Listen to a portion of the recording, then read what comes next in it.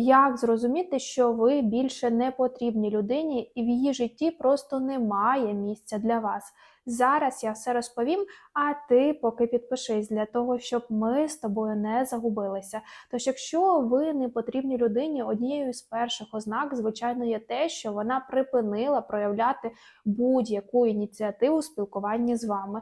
Ви завжди перші дзвоните, перші пишете, перші пропонуєте зустрітися, а вона нібито забуває про ваше існування, коли ви про себе не нагадуєте.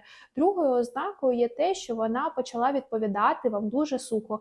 Так, ні, не знаю. Раніше ви могли говорити годинами. Зараз вона навіть не намагається продовжити розмову або підтримати діалог з вами.